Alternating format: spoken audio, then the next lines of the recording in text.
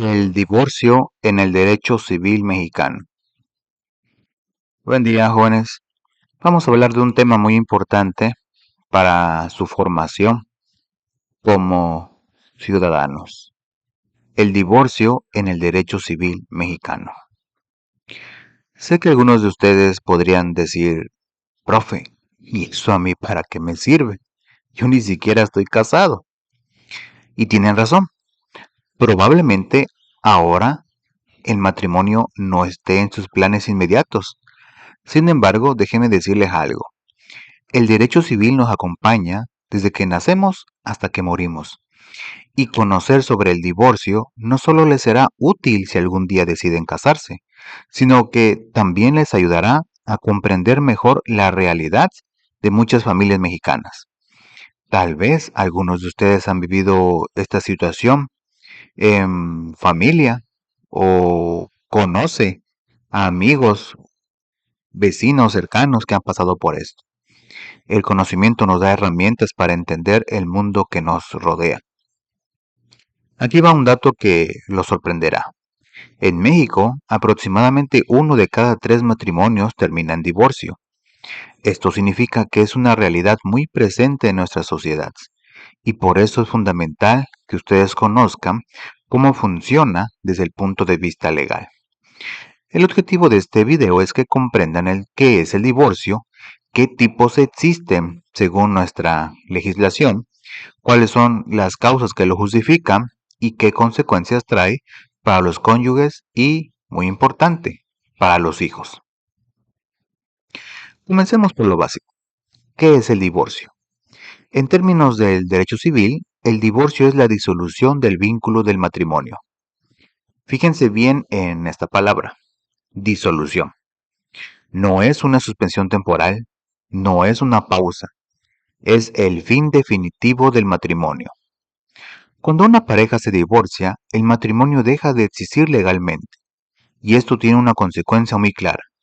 Ambos cónyuges quedan en aptitud de contraer otro matrimonio si así lo desean, es decir, quedan libres para volver a casarse. Ahora bien, esto no significa que cualquier persona pueda simplemente decidir divorciarse de manera informal. No es como cuando terminamos una relación de novios, donde simplemente decimos, ya no quiero estar contigo, y cada quien sigue su camino. El matrimonio es una institución legal y por lo tanto, para terminarlo se requiere seguir un proceso legal. El divorcio debe ser decretado por una autoridad competente, que puede ser judicial, es decir, un juez, o administrativa, que sería el registro civil, dependiendo del tipo de divorcio del que estemos hablando. ¿Por qué es tan importante que sea una autoridad la que decrete el divorcio? Piénselo un momento. Cuando dos personas se casan, no solo se comprometen entre ellas, también generan derechos y obligaciones ante la autoridad. Pueden tener hijos, pueden adquirir bienes juntos, uno puede depender económicamente del otro. Si el divorcio no estuviera regulado por la ley, habría muchas injusticias, personas desprotegidas, especialmente los hijos. Por eso la ley establece reglas claras. Vamos a adentrarnos en los tipos de divorcio que reconoce nuestra legislación civil. Presten mucha atención porque son 3 tipos muy diferentes y es importante que ustedes los sepan distinguir. Primer tipo, el divorcio causal, necesario o contencioso. Este tipo de divorcio podríamos llamarlo el divorcio con culpa. Se llama causal porque para solicitarlo debe existir una causa, es decir, una razón legal que lo justifique. ¿Y quién puede pedir este tipo de divorcio? El cónyuge que se considera inocente, es decir, aquel que no dio motivo para que el matrimonio se terminara. Imaginen la siguiente situación. Están en un equipo deportivo y todos tienen reglas que cumplir. Si uno de los integrantes rompe las reglas de manera grave, puede ser expulsado del equipo. El divorcio causal funciona de manera similar. El matrimonio tiene reglas que son las obligaciones que los cónyuges se prometieron cumplir. Y si uno de ellos las rompe de forma grave, el otro tiene derecho a pedir que se termine el matrimonio. Pero aquí viene algo muy importante. No pueden inventarse las razones. No pueden llegar ante un juez y decir, me quiero divorciar porque mi esposo ronca o porque mi esposa ve muchas telenovelas. La ley es muy específica y clara. El Código Civil establece exactamente cuáles son las causas válidas de divorcio. ¿Cuántas creen que son? La ley enumera 19 causas específicas. Sí, jóvenes, 19.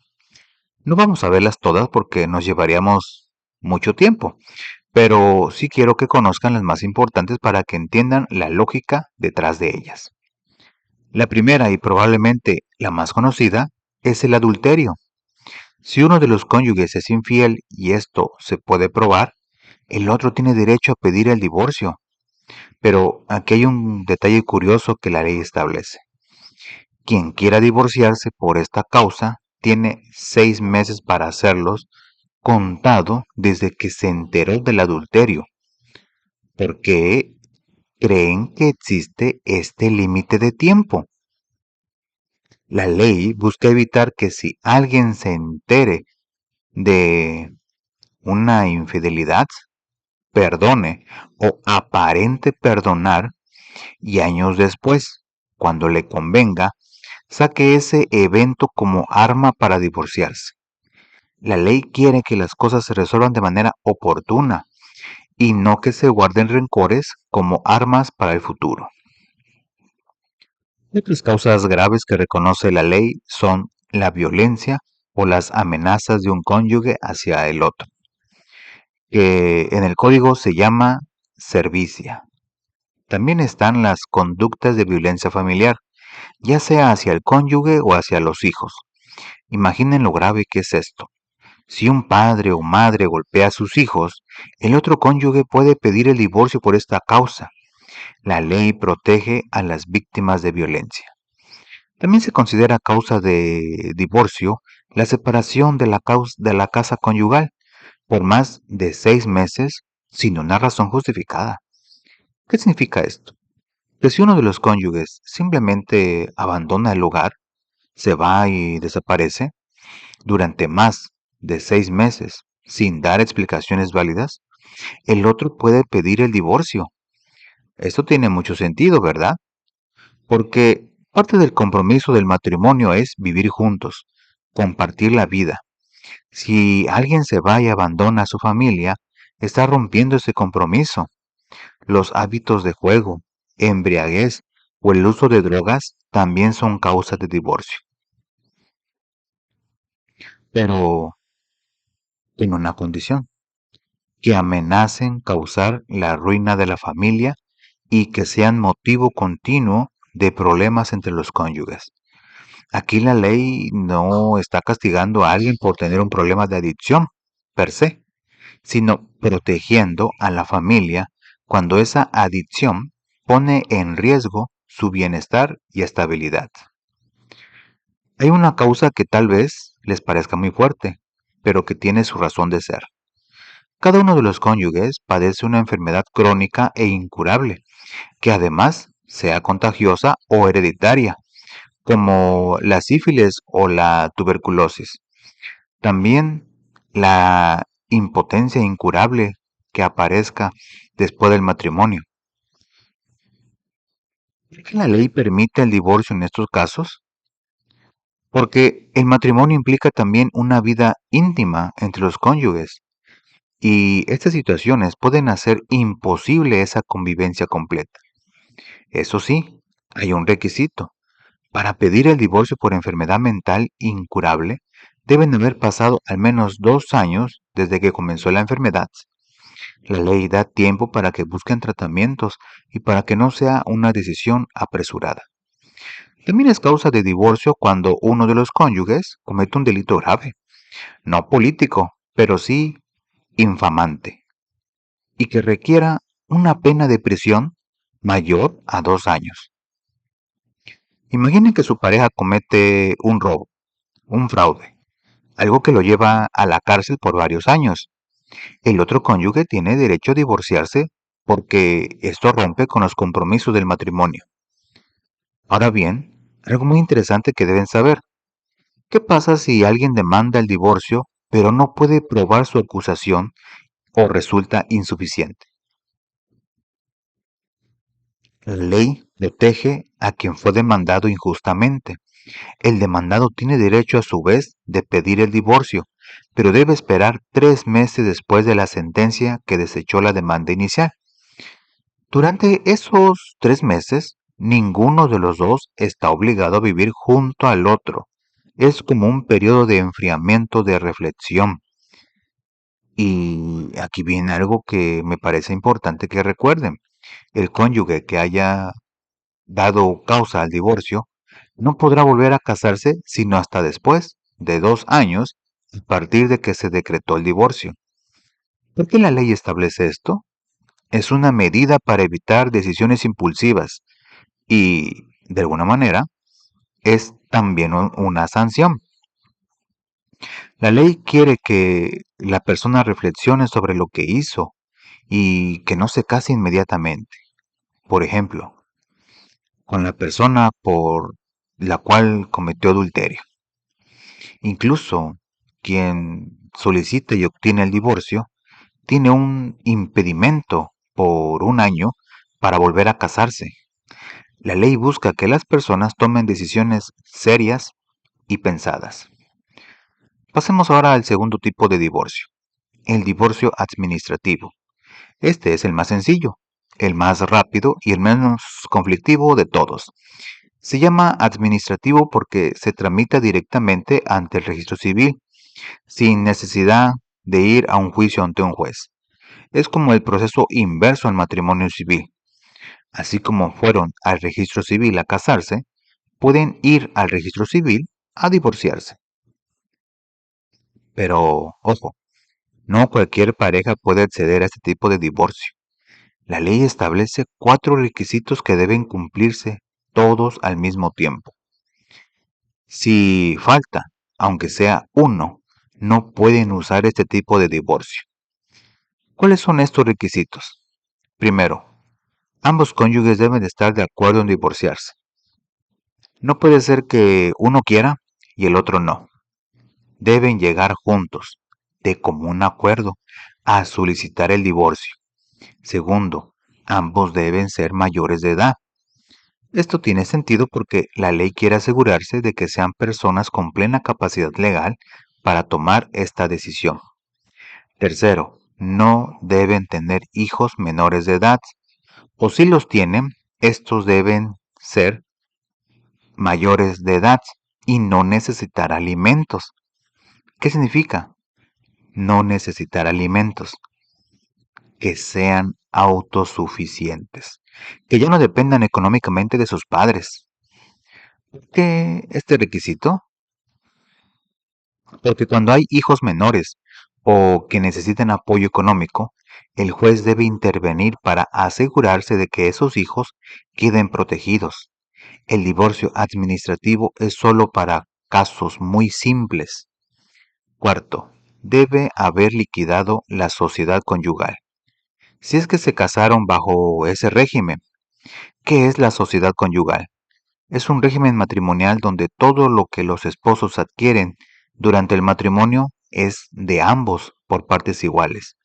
Si se casaron así, antes de divorciarse, deben dividir todos sus bienes, pagar sus deudas, dejar todo claro. No pueden tener cuentas pendientes. Si se cumplen estos 4 requisitos, entonces el proceso es muy sencillo. Los cónyuges se presentan ante el registro civil de su domicilio. Pueden ir personalmente o enviar a un representante legal con poder especial. Llevan las copias certificadas de su acta de matrimonio para comprobar que efectivamente están casados, comprueban que son mayores de edad y manifiestan de manera clara y terminante su voluntad de divorciarse. El encargado del registro civil, después de identificar a los consortes, levanta un acta donde hace constar la solicitud de divorcio. Y aquí viene algo importante. Los cita para que regresen en 15 días a ratificar su decisión. ¿Por qué este tiempo de espera? Es un periodo de reflexión. La ley quiere asegurarse de que no sea una decisión tomada en un momento de enojo o impulsivamente. Les da 15 días para que piensen bien si realmente quieren divorciarse. Si después de esos 15 días ambos regresan y ratifican su decisión, entonces el encargado del registro civil los declara divorciados inmediatamente, levanta el acta respectiva y hace la anotación correspondiente en el acta de matrimonio anterior. Y listo, quedan divorciados. Es el proceso más rápido y menos doloroso. El tercer tipo de divorcio es el divorcio por mutuo consentimiento o divorcio voluntario. Este tipo es similar al administrativo en el sentido de que ambos cónyuges están de acuerdo en separarse, pero se diferencia porque se tramita ante un juez y no ante el registro civil. ¿Cuándo se usa este tipo de divorcio? Principalmente cuando la pareja no puede usar el divorcio administrativo porque no cumple con todos los requisitos. Por ejemplo, si tienen hijos menores de edad o si no han terminado de dividir sus bienes o si uno debe pagarle alimentos al otro. En estos casos necesitan que un juez supervise que todo se haga correctamente y que nadie quede desprotegido. Hay un requisito temporal muy importante que deben saber. No puede pedirse el divorcio voluntario sino hasta que haya pasado un año desde la celebración del matrimonio. ¿Por qué existe esta regla? La ley presume que si dos personas se acaban de casar, deben darle una oportunidad real al matrimonio antes de decidir terminarlo. Es como un periodo mínimo de compromiso. No pueden casarse y a los 2 meses divorciarse voluntariamente. Tienen que esperar al menos un año. Por supuesto, si hay alguna causa grave como violencia, ahí sí pueden usar el divorcio causal sin esperar ese año. Lo más importante de este tipo de divorcio es que los cónyuges deben presentar ante el juez un convenio detallado. ¿Qué es un convenio? Es un acuerdo donde establecen cómo van a resolver todos los asuntos pendientes.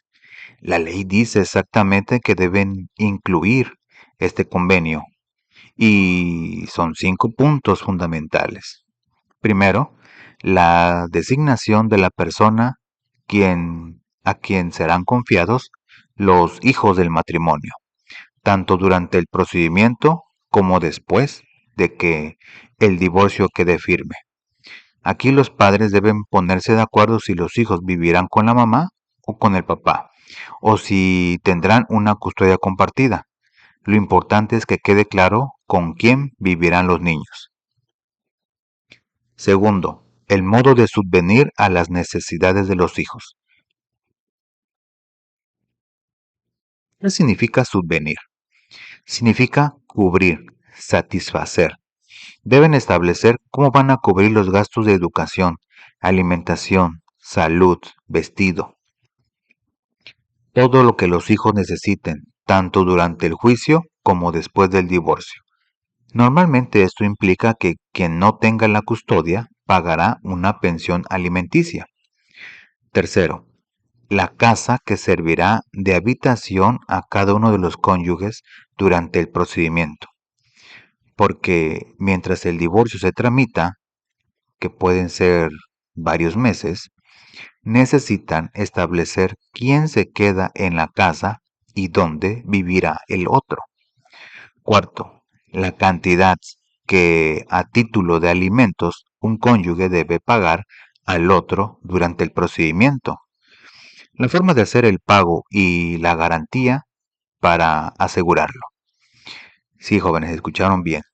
Un cónyuge puede tener que pagarle alimentos al otro. Esto sucede cuando uno de ellos depende económicamente del otro. Por ejemplo, si la esposa nunca trabajó porque se dedicó al hogar y al cuidado de los hijos, el esposo debe seguir dándole lo necesario para su subsistencia mientras dure el juicio e incluso después. Quinto, la manera de administrar los bienes de la sociedad conyugal durante el procedimiento y la forma de liquidar esa sociedad después del divorcio, así como la designación de liquidadores. Para esto, deben acompañar un inventario y avalúo de todos sus bienes, tanto muebles como inmuebles. Muebles son las cosas que se pueden mover, el carro, los muebles de la casa, las joyas. Inmuebles son las propiedades que no se pueden mover, la casa, un terreno, un departamento. Déjenme hacer una pausa aquí para algo muy importante. Noten que la ley está muy preocupada por proteger a dos grupos, los hijos y el cónyuge económicamente más vulnerable. ¿Por qué? Porque el divorcio no puede dejar en desamparo a nadie. Los hijos no tienen la culpa de las decisiones de sus padres y merecen seguir teniendo lo necesario para crecer y desarrollarse adecuadamente. Y el cónyuge, que depende económicamente del otro, tampoco puede quedarse de un día para otro sin ningún sustento. Mientras el juez estudia el caso y decreta el divorcio, puede autorizar la separación provisional de los cónyuges y dictará las medidas necesarias para asegurar que los hijos reciban lo que necesitan. El juez actúa como un árbitro imparcial que se asegura de que todo sea justo y que nadie quede desprotegido. Ahora quiero hablarles de algo muy esperanzador, la reconciliación. ¿Qué pasa si en medio de un proceso de divorcio los cónyuges deciden darse otra oportunidad? ¿Qué pasa si se dan cuenta de que el amor puede más que los problemas? La ley lo permite y lo reconoce. La reconciliación de los cónyuges pone término al juicio del divorcio en cualquier momento en que se encuentre, siempre y cuando no haya todavía una sentencia ejecutoria. ¿Qué es una sentencia ejecutoria? Es una sentencia definitiva que ya no se puede cambiar ni apelar, que ya es firme. Pero si el divorcio no ha llegado a ese punto, los cónyuges pueden reconciliarse en cualquier momento y el juicio se termina automáticamente.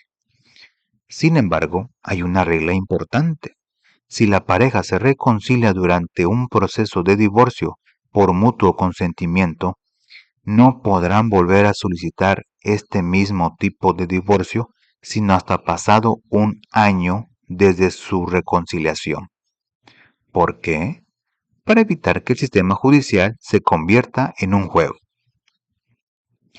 de si quiero divorciarte, no, mejor no, sí, mejor sí.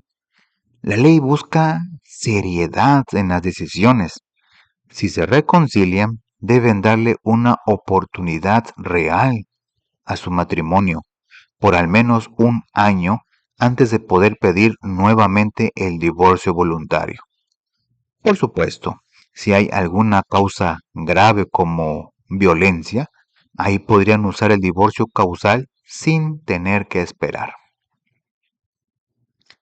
Ahora vamos a hablar algo que genera muchos conflictos, la división de los bienes y las consecuencias económicas del divorcio.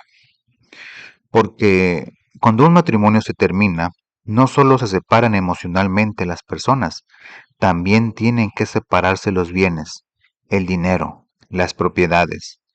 La ley establece una regla muy clara que busca ser justa. El cónyuge que dio causa al divorcio, es decir, el culpable, perderá todo lo que se le hubiere dado o prometido por su consorte o por otra persona en consideración al matrimonio. Vamos a explicar esto con un ejemplo para que quede claro. Imaginen que al casarse, los padres del esposo les regalan a la pareja un departamento. Ese departamento fue un regalo en consideración al matrimonio, es decir, se los dieron porque se estaban casando. Si después el esposo es infiel y la esposa pide el divorcio por adulterio, él pierde su derecho sobre ese departamento que sus propios padres regalaron. ¿Por qué? Porque fue un regalo dado en consideración al matrimonio y él fue quien rompió ese matrimonio. En cambio, el cónyuge inocente conserva todo lo que recibió y además puede reclamar lo que se le hubiere prometido. Es una forma de justicia. Quien rompió las reglas del juego pierde ciertos beneficios. Quien fue víctima de las faltas del otro conserva lo suyo y puede reclamar lo que no le han dado. Una vez que el divorcio queda firme, que tiene sentencia ejecutoria, se procede inmediatamente a dividir los bienes comunes. Si la pareja se casó bajo el régimen de sociedad conyugal, donde todo lo que adquirieron durante el matrimonio pertenece a ambos por partes iguales, entonces todos esos bienes se dividen. La casa, los autos, las cuentas bancarias, los muebles, todo. La ley ordena que se tomen las precauciones necesarias para asegurar que las obligaciones que quedan pendientes se cumplan. ¿Cuáles son esas obligaciones? Principalmente las relacionadas con los hijos, la pensión alimenticia, el pago de su educación, su salud. Y hablando de los hijos, aquí viene algo que deben grabar en su memoria. Los consortes divorciados tendrán obligación de contribuir en proporción a sus bienes e ingresos a las necesidades de los hijos, a su subsistencia y a su educación hasta que lleguen a la mayoría de edad. Déjenme ser muy, muy claro en esto, porque es fundamental. El divorcio termina el matrimonio, pero no termina la paternidad ni la maternidad. Los hijos siguen siendo responsabilidad de ambos padres, siempre. No importa quién tenga la custodia, no importa quién se quedó con la casa, no importa quién fue el culpable del divorcio, ambos padres deben contribuir al bienestar de sus hijos. El padre que no tiene la custodia no puede simplemente olvidarse de sus hijos y no darles nada. Tienen la obligación legal de contribuir económicamente en proporción a lo que gane. Antes de pasar a la conclusión, quiero que reflexionemos juntos sobre algo. ¿Por qué creen que el derecho civil regula el divorcio con tanto detalle? ¿Por qué no dejar simplemente que las personas se separen y ya, sin tantas reglas? La respuesta es que el matrimonio no es solo un asunto privado entre dos personas. Cuando dos personas se casan, no solo se comprometen entre ellas, también crean una familia, tal vez tengan hijos, adquieren bienes juntos, generan obligaciones mutuas, incluso afectan a terceras personas como los suegros, los abuelos de los hijos. Si todo esto se pudiera deshacer sin reglas claras, habría caos, injusticias, personas desprotegidas, especialmente los más vulnerables, los niños, y quien depende económicamente del otro. La ley del divorcio busca varios objetivos importantes. Primero, proteger a los más vulnerables, especialmente los hijos del cónyuge, que dependen económicamente del otro. Y segundo, establecer reglas claras y justas para terminar una relación que ya no funciona. Tercero, dar consecuencias a quien incumplió sus obligaciones matrimoniales. Y por último, permitir que las personas rehagan su vida cuando el matrimonio fracasó irreparablemente. El divorcio no es algo que la ley celebre ni promueva, pero sí es algo que la ley reconoce como necesario en ciertas circunstancias. ¿Por qué? Porque es mejor tener un proceso legal claro y justo que obligar a las personas a permanecer en matrimonios destructivos, violentos o profundamente infelices. La ley entiende que a veces las relaciones no funcionan y cuando eso sucede, debe haber una salida legal y ordenada. Muy bien, hemos llegado al final de nuestro video. Vamos a recapitular lo más importante que deben de llevarse en su memoria. Primero, el divorcio es la disolución legal del matrimonio y debe ser decretado por una autoridad competente, ya sea judicial o administrativa. No es algo informal, requiere un proceso legal. Segundo, existen tres tipos principales de divorcio en nuestra legislación. El divorcio causal o contencioso, donde uno demanda al otro por causas específicas establecidas en la ley, y la ley enumera 19 causas válidas. El divorcio administrativo, que es el más sencillo, pero requiere cumplir 4 condiciones estrictas: mutuo acuerdo, ser mayores de edad, no tener hijos menores dependientes y haber liquidado los bienes. Y el divorcio voluntario o por mutuo consentimiento, que se tramita ante juez cuando ambos están de acuerdo, pero tienen asuntos que resolver, especialmente cuando hay hijos menores. Tercero, la ley siempre busca proteger a los más vulnerables, especialmente a los hijos y al cónyuge, que dependen económicamente del otro. El divorcio no elimina las responsabilidades parentales. Ambos padres deben seguir contribuyendo al bienestar de sus hijos. Cuarto, las consecuencias del divorcio no son solo emocionales, sino también legales y económicas. Quien dio causa al divorcio enfrenta ciertas sanciones, como no poder volverse a casar durante 2 años o perder bienes que le fueron dados en consideración al matrimonio. Quinto, la ley permite la reconciliación en cualquier momento, antes de que el divorcio quede firme. El amor puede más que los problemas y la ley respeta eso. La importancia de conocer este tema va más allá de lo académico. Comprender cómo funciona el divorcio les permite ser ciudadanos más informados sobre sus derechos, entender mejor la realidad social y familiar de nuestro país, tomar decisiones más conscientes en el futuro si algún día deciden casarse, y también les permite ayudar o apoyar a personas cercanas que puedan estar atravesando por esta situación tan difícil.